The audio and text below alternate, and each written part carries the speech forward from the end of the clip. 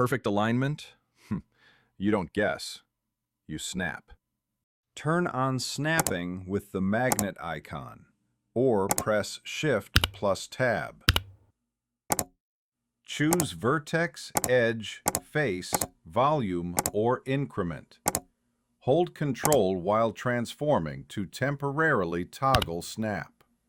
Use Snap to Active for complex snaps.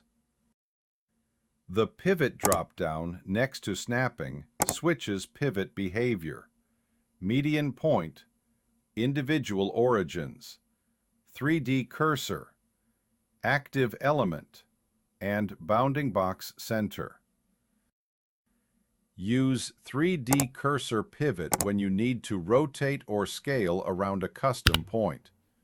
The 3D cursor itself is placed with Shift plus right-click, or via the sidebar.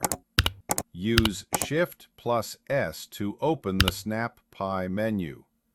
Quick moves, cursor to selected, selection to cursor, cursor to world origin, selection to grid. Next, quick favorites, Pi menus, and other workflow accelerators.